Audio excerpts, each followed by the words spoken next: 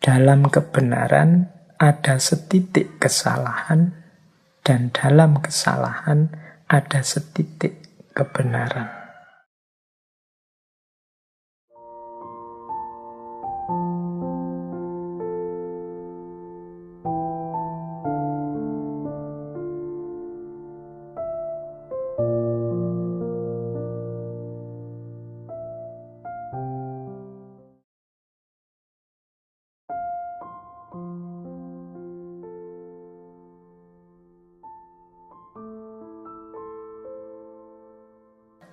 Kebijaksanaan, mari kita telusuri pelan-pelan bagaimana penerjemahan yin yang itu dalam prinsip-prinsip hidup yang bijaksana. Kelompok pertama, yang pertama adalah ada prinsip seperti ini. Dalam kebenaran ada setitik kesalahan, dan dalam kesalahan ada setitik kebenaran. Ini yang saya jelaskan tadi di gambar kolom yang putih yang ada titik hitam, di kolom yang hitam ada titik putih. Kebenaran-kebenaran yang kita yakini, wong kita itu manusia, pastinya juga tidak sempurna. Kesalahan-kesalahan yang kita lakukan ya tidak gelap total. Masih ada sedikit-sedikit, mungkin kita tidak sadar titik kebenaran. Teman-teman mungkin masih ingat cerita, misalnya begini untuk menerjemahkan prinsip ini. Masih ingat cerita tentang seorang, kalau bahasanya, perempuan nakal, perempuan yang pekerjaannya tunasusila, yang masuk surga hanya karena memberi minum seekor anjing yang kehausan.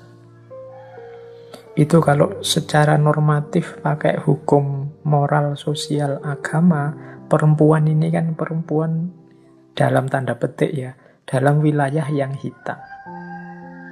Tapi ternyata dalam kehitaman hidupnya masih ada satu titik putih yang kecil, yaitu kasih sayangnya terhadap seekor anjing yang kehausan. Ternyata hanya dari satu titik putih yang kecil ini justru Allah ridho dan berkenan terhadap dirinya sehingga dia masuk surga karena itu. Berarti hitam tadi yang sangat luas terhapus oleh titik putih yang kecil. Jadi cerita wanita tunasusila yang masuk surga karena memberi minum seekor anjing yang kehausan. Sebaliknya juga begitu. Mungkin teman-teman pernah juga mendengar tentang kisah, ya meskipun kita sebut saja ini fiktif, kisah tentang seorang kiai yang masuk neraka hanya gara-gara selilit. Nah ini kisah selilit.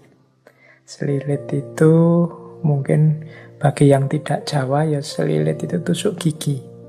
Kayu yang sangat kecil yang kita pakai untuk nyongkel sisa makanan dari gigi kita. Nih, cerita selilit sang kiai ini kan, ya kiai ini mestinya orang putih. Tapi ada ternyata satu titik hitam dalam sejarah hidupnya yang ternyata malah mengundang ketidakridhoan Allah. Jadi kiai ini suatu ketika pulang dari rumah tetangganya, mungkin pulang dari kenduri di rumah tetangganya, terus ya karena mungkin sudah sepuh, giginya sudah banyak lubangnya sehingga banyak sisa makanan yang harus diambil, selilitan. Sambil pulang dia secara tidak sadar jadi nyuwil mematahkan sedikit kayu dari pagernya rumahnya tetangganya. Ya mungkin ada pagar yang kayunya sudah meluwek-meluwek, itu dia cuil sedikit kayunya untuk tusuk gigi. Itu kan sangat kecil, mungkin tetangganya juga peduli amat sama itu. Tapi ternyata ketidakpeduliannya terhadap miliknya orang lain, meskipun itu hanya secuil kecil, mengundang tidak ridhonya Allah. Jadi beliau yang putih ini, gara-gara titik hitam yang kecil, akhirnya tidak selamat di akhirat. Tapi dia perempuan yang melakukan aneka warna dosa sehingga hidupnya hitam hanya karena titik kecil putih. Ketika memberi minum seekor anjing yang kehausan, mengundang ridhonya Allah dan keselamatannya di akhirat. Maka ada prinsip dalam kebenaran. Kadang ada setitik kesalahan yang menghancurkan. Kalau tidak hati-hati dalam kesalahan, jangan putus asa. Pasti masih ada titik-titik kebenaran. Itu prinsip pertama. Baik, melanjutkan prinsip yin yang dan wu wei tadi. Yang kedua, kebaikan yang berlebih akan berbuah keburukan. Ini kalau teman-teman memperhatikan, hari ini kan banyak wacana-wacana untuk kita hidup secara moderat, seimbang. Dengan prinsip ini sebenarnya bahkan kebaikan pun harus kita jalankan secara seimbang, tidak berlebihan. Jadi baik, makan itu baik, tapi makan yang berlebihan jadi buruk. Sedekah itu baik, tapi sedekah yang berlebihan sampai tidak memperhatikan kebutuhannya sendiri, itu buruk. Jadi bahasanya Al-Quran, wala tusrifu, jangan berlebihan. Sholat itu baik, tapi sholat terus-terusan itu buruk. Ada cerita Rasulullah itu satu ketika kedatangan beberapa tamu, para sahabat. Saat itu Rasulullah tidak di rumah. Jadi tamu ini ditemui oleh istri beliau. Sambil menunggu Rasulullah, istri beliau ini cerita tentang bagaimana Rasulullah itu seriusnya beragama. Kalau malam juga sholat, sering puasa, dan lain sebagainya. Nah, para tamu ini merasa, wah Rasulullah aja yang dijamin masuk surga, dijamin diampuni Allah, ibadahnya seserius itu. Maka saya berarti harus berkali lipat dari itu. Sehingga yang satu bilang, kalau begitu saya tidak akan tidur lagi lah, saya mau sholat malam terus. Yang satu bilang, wah kalau begitu saya akan puasa terus lah, tidak ada berbukanya, pokoknya poso terus tiap hari.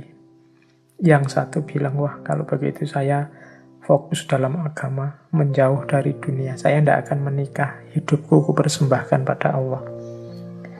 Nah, setelah Rasulullah datang, Rasulullah mendengar kata-kata dari tamu-tamunya ini, terus Rasulullah bersabda bahwa aku ini lebih takut kepada Allah. Aku ini lebih bertakwa kepada Allah dibandingkan kalian. Tetapi aku berpuasa juga berbuka. Jadi tidak puasa terus-menerus. Aku sholat malam, tapi juga tidur. Dan aku juga menikah. Jadi kemudian ditutup dengan kalimat, barang siapa yang membenci sunnahku, maka dia bukan bagian dari umatku. Nah, ini pandangan ini sesuai dengan prinsip tadi. Kebaikan yang berlebih itu buruk. Jadi jangan ada kebaikan apapun yang overdosis. Buruknya di aspek overdosis itu, bukan aspek kebaikannya. Orang tua itu sayang pada anaknya wajar, tapi kalau berlebihan menyayangi jadinya memanjakan. Tegas itu bagus, berlebihan tegas nanti jadinya otoriter. Berani itu bagus, terlalu berani namanya nekat. Jadi semua yang berlebihan buahnya buruk. Wah, kebaikan yang berlebihan ternyata berdampingan dengan keburukan. Ini bagi saya juga ritmenya alam harus kita pahami. Berarti apa-apa itu kita jalankan secara pas dan alamiah. Ini prinsip kedua dalam hidup yang menurut saya juga penerjemahan dari prinsip yin yang. Prinsip ketiga, semakin banyak orang memberi, justru dia akan semakin banyak menerima. Kalau ini ya ilustrasinya mudahnya, mungkin teman-teman sering mendengarkan para ustadz, para kiai yang menceramahkan tentang justru orang-orang dermawan yang sering berbagi, bersedekah itu biasanya malah terus rezekinya tambah lancar, hidupnya tambah makmur. Dari mana? Kesediaannya berbagi. Ya logikanya sederhana. Ketika kita mau berbagi dengan orang lain, berarti kita berposisi sebagai jalannya rizki bagi orang lain. Semakin kita membuka diri untuk jadi jalannya rizki bagi orang lain, semakin Allah akan menitipkan rizki-rizkinya orang lain itu lewat kita. Semakin Allah percaya pada kita, ya tambah lewat kita terus, ya akhirnya ya kita kelewatan lebih banyak, biasanya terus tambah makmur. Jadi anggap saja kita ini talang yang kelewatan air terus itu kan selalu basah. Jadi semakin kita membuka diri sebagai jalannya rizki pada orang lain, ya insya Allah kita akan semakin banyak menerima. Allah semakin percaya kita sebagai wakilnya untuk membagi rizki pada yang lain. Itu logika sederhananya itu. Itu kalau tentang harta. Kalau tentang ilmu, ya mudahnya kita contoh ngaji ini ya. Saya di beberapa kesempatan menyampaikan, mungkin teman-teman merasa mendengarkan ngaji ini dapat wawasan-wawasan baru. Kalau teman-teman jeli, yang paling beruntung dengan wawasan-wawasan baru dari ngaji ini itu saya. Jadi kalau saya tiap Rebu itu kan ngaji, berarti harus nyari-nyari bahan, membaca sana-sini. Lu wawasanku tambah terus. Jadi yang jaminan wawasannya tambah itu justru saya. Makanya terima kasih pada teman-teman yang masih bersedia mendengarkan ngaji ini. Berarti membantu saya untuk tetap semangat nambah wawasan. Teman-teman menganggap, wah Pak Faiz ini ikhlas ya berbagi ilmu. Kebalik, saya terima kasih kalian masih mau saya bagi. Memposisikan saya kayak talang tadi, kelewatan ilmu, akhirnya ya ilmunya mampir di saya malah jadi banyak dapatnya. Jadi semakin kita banyak memberi, justru kita akan banyak menerima. Memberi dan menerima ini kan pasangan yin dan yang. Dan dia saling mempengaruhi. Siapa banyak memberi, dia akan banyak menerima. Ya ndak cuma ilmu, ndak cuma harta, apapun itu. Meskipun sekedar kata-kata yang baik. Orang yang tawadhu, menghargai orang lain, insya Allah dia justru akan mendapatkan penghormatan, penghargaan yang lebih banyak dari itu. Ini termasuk natural law, hukum alam tadi. Baik, jadi ini prinsip yang ketiga. Prinsip yang keempat. Kalau ini saya tidak menjelaskan panjang lebar ya, teman-teman sudah banyak dapat wawasan tentang ini, apalagi di tema-tema bencana. Jadi di balik musibah ada karunia. Musibah itu sesuatu yang kita menangkapnya sebagai negatif, sementara karunia, anugerah dari Allah itu kan sesuatu yang kita tunggu-tunggu, kita posisikan sebagai positif. Ternyata dua hal ini seperti keping mata uang, yin dan yang tadi. Di balik musibah ada karunia. Kita diberi pandemi ini, sebenarnya hikmahnya, manfaatnya banyak luar biasa, kecuali yang tidak mau membaca dan memanfaatkan momen pandemi ini dengan segala dinamikanya. Ada sangat banyak karunia-karunia. Mungkin bagi banyak orang dengan musibah ini dia lebih dekat dengan keluarganya karena tidak boleh kemana-mana. Selama ini sibuk di kantor saja, sibuk kemana-mana kerja. Sekarang bisa dekat dengan keluarganya. Mungkin bagi orang tertentu musibah ini membuatnya punya banyak kesempatan untuk mengupgrade kualitas dirinya. Banyak kesempatan untuk muhasabah, introspeksi, banyak kesempatan memperbaiki diri. Yang kemarin hanya niat-niat saja untuk semakin dekat dengan Allah, banyak ngaji, banyak sholat, sekarang banyak waktunya. Kemarin banyak alasannya, sekarang alasannya sudah hilang, dibantu oleh corona. Banyak musibah yang membuahkan karunia. Dua hal yang seperti bertentangan ternyata hadirnya juga bersamaan. Ya wis, teman-teman sendiri yang bisa membaca ya, hikmah-hikmah apa dari musibah dan karunia. Mungkin kita pernah ngalami drop dalam hidup, tapi justru drop itu jadi titik balik kita bisa bangkit lagi secara luar biasa. Teman-teman bolehlah membaca kisah-kisah para CEO besar, kisah-kisah orang besar. Itu pasti ada momen-momen beliau jatuh sejatuh-jatuhnya, tapi justru momen itu jadi awal kebangkitan setinggi-tingginya. Di balik musibah ada karunia-karunia. Mungkin ada teman-teman yang kuliahnya sampai drop out, tapi justru karena drop out itu dia akhirnya hidup dengan tidak mengandalkan ijazah dan gelar, dan ternyata dia lebih sukses dari itu. Nah, itu juga ada. Dan lain sebagainya. Jadi contoh-contoh bahwa musibah ternyata di balik itu ada karunia yang luar biasa. Seolah-olah bertentangan, tapi kehadirannya beriringan. Ada juga prinsip pujian membuat terlena, celaan membuat waspada. Pujian ini positif, celaan itu negatif. Tapi kadang-kadang justru kebalikannya. Yang positif membuahkan hal negatif, yang negatif membuahkan hal yang positif. Jadi kadang-kadang orang itu begitu banyak dipuji, dia terlena.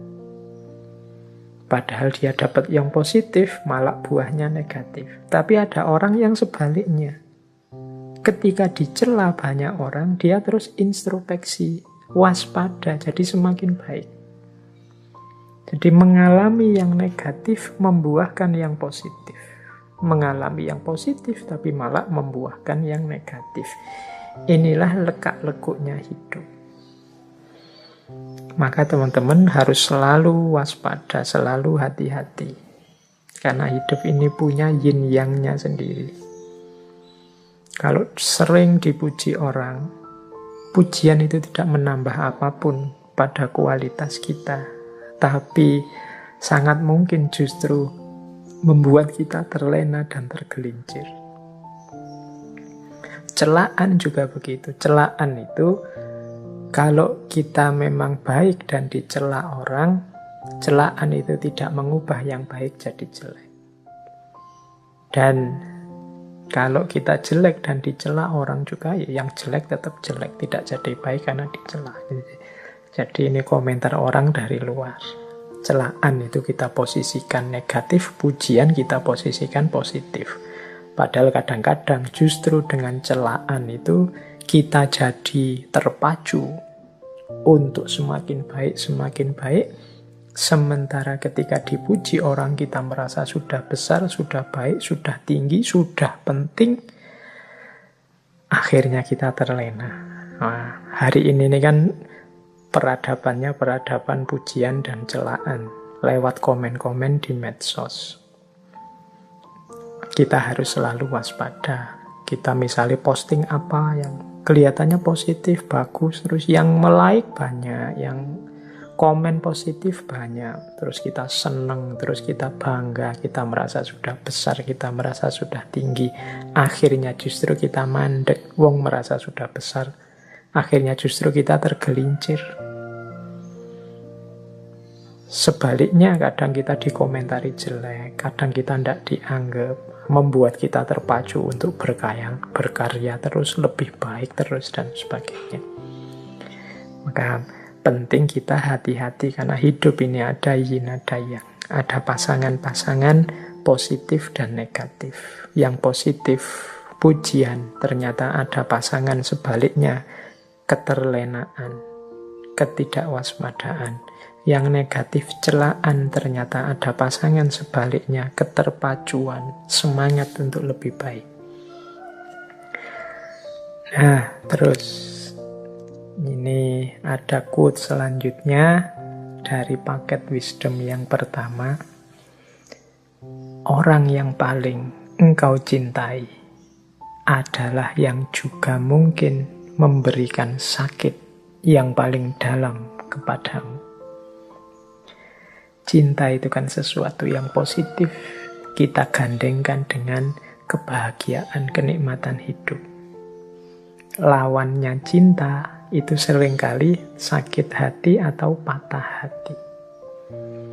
Ternyata dalam ritme hidup kita di dunia ini, justru orang yang paling kita cintai adalah orang yang punya potensi untuk memberikan sakit yang paling besar dalam hidup kita. Ini sudah natural. Kalau kita cinta pada seseorang, kemudian dia membohongi kita, maka kebencian kita, kekecewaan kita berlipat dibandingkan kalau dibohongi orang yang tidak kita kenal atau orang yang kita anggap biasa-biasa saja. Jadi orang yang kita cintai itu sebenarnya orang yang membawa bibit sakit yang paling besar dibandingkan orang yang tidak kita cintai, orang yang kita anggap biasa-biasa saja. Jadi ini, terus berarti kita jangan mencintai, Pak. Ya bukan begitu, tetap saja mencintai, tapi sambil engkau ingat hukum alami, hukum kodrat di dunia ini, bahwa yang selalu jejer dengan yin. Jadi cinta dan patah hati, cinta dan sakit hati itu satu paket. Kalau orang yang mencintaimu, menyakitimu, itu kan rasa sakitmu jauh lebih dalam dibandingkan orang yang tidak kamu cintai, apalagi orang yang kamu benci. Kalau ada orang yang kamu benci terus mencacimu, menjelek-jelekkanmu, engkau kan biasa saja. Mungkin engkau bilang, alah peduli amat. Biar aja, dia memang begitu, karena memang engkau sudah benci. Tapi kalau orang yang engkau cintai melakukan hal yang menyakitimu, kalian kan tidak bisa bilang, biasa saja. Tidak, karena engkau cintai, maka sakitmu lebih dalam. Inilah yin yang. Makanya tadi, siap-siaplah menghadapi yin dan yang, pasangan-pasangan dalam hidup. Kalau kita ngerti rumusnya, mungkin sakitnya tidak sedalam itu. Oh iya sih, mengapa ya kok rasa sakitnya sedalam ini? Nah, jawabannya berarti mungkin karena memang aku benar-benar mencintainya. Cintaku memang sudah sangat dalam. Harusnya kalau teman-teman ingin ngukur sejauh mana cintanya seseorang padamu, itu ya bisa dilihat dari sejauh mana dia sakit, dia kecewa, dia patah kalau sudah tidak sama kamu lagi. Karena logika yin yang-nya itu, orang yang paling engkau cintai adalah juga orang yang mungkin memberikan rasa sakit yang paling sakit dalam dirimu.